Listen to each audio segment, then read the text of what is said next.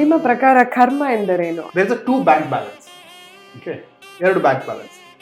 ಒಂದು ನಮ್ಮ ಈ ಫಿಸಿಕಲ್ ಬಾಡಿಗೆ, ಇನ್ನೊಂದು ನಮ್ಮ ಸೋಲ್ ಬಾಡಿಗೆ. ಓಕೆ, ಕೆಲಸ ಮಾಡಿ ನಾವು ಬಿಸ್ನೆಸ್ ಮಾಡಿ ಏನಾದರೂ ನಾವು ಅರ್ನ್ ಮಾಡ್ತೀವಲ್ಲ, ಇಸ್ ಆಲ್ ಗೋಸ್ ಟು ನಿಮ್ಮ ಬ್ಯಾಂಕಿಗೆ ಅಲ್ಲ.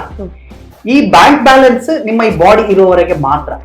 ಅದು ನೀವು 1 ರೂಪಾಯಿ ಆಗಲಿ 1,000 ಕೋಟಿ ಆಗಲಿ ಅಲ್ಲ, ಈ ಜೀವನ ನಮ್ಮ ಈ ಬಾಡಿ ಈ ಜೀವ ಇರುವ ತನಕ ನಮ್ಮ ಫಿಸಿಕಲ್ ಬಾಡಿ ಇದೆಯಲ್ಲ ಅದರೊಳಗೆ ಮಾತ್ರ. ಅದು ಹೇಳ್ತಾರಲ್ಲ, ನಿನ್ನೆ ಇದು ಬೇರೆ ಯಾರ್ದೋ ಆಗಿತ್ತು, ನಾಳೆ ಬೇರೆ ಯಾರ್ದೋ ಆಗ್ತದೆ ಅಲ್ಲ, ಈಗ ಮಾತ್ರ ನಾನು ಅನುಭವಿಸ್ತಾ ಇದ್ದೀನಿ ಅಷ್ಟೇ. ಸೊ ಇದು ಒಂದು bank balance which is the material life ಅಲ್ಲಿ ನಾವೇನು ಕನೆಕ್ಷನ್ ಮಾಡ್ತೀವಿ. There is one more bank addicted to your ಸೋಲ್.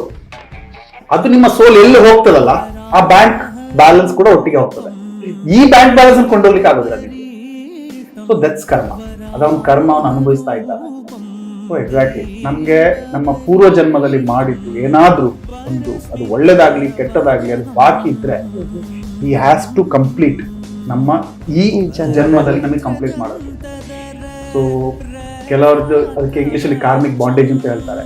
ನಾವು ಕೆಲವೊಂದು ಕಷ್ಟ ಆಗ್ಲಿ ಸುಖ ಆಗ್ಲಿ ನಮ್ಮ ಹಳೆ ಜನ್ಮದನ್ನ ನಾವು ತಗೊಂಡು ಬಂದಿರ್ತೀವಿ, ಬ್ಯಾಗೇಜ್ ತರ. ಅದೇ, ಸೊ ಎಮೋಷನಲ್ ಬ್ಯಾಗೇಜ್ ಆಗ್ಲಿ ಯಾವುದು ಆಗ್ಲಿ, ನಿಮ್ಗೆ ಕೆಲವೊಮ್ಮೆ ಏನಾಗ್ತದೆ, ನಮ್ಗೆ ಕೆಲವರನ್ನು ನೋಡಿದ್ರೆ ಇಷ್ಟ ಆಗ್ತದೆ, ಕೆಲವರನ್ನು ನೋಡಿದ್ರೆ ಇಷ್ಟ ಆಗುದಿಲ್ಲ, ಇವೊಂದು ಅವನು ಏನು ಮಾಡಿರೋದಿಲ್ಲ.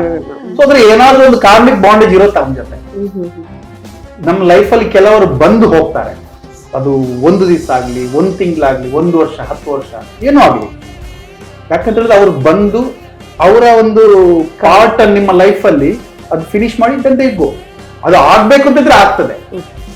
ಈ ಒಂದು ನಿಮ್ಮ ಕರ್ಮ ಹಾಳಿದ್ರೆ ಅದು ಆಗ್ಬೇಕು ಅಂತಿದ್ರೆ ಆಗ್ಲೇ ಆಗ್ತದೆ. ಬ್ರಹ್ಮಲಿಪಿ ಯಾರು ಚೇಂಜ್ ಮಾಡ್ಲಿಕ್ಕೆ ಆಗುದಿಲ್ಲ.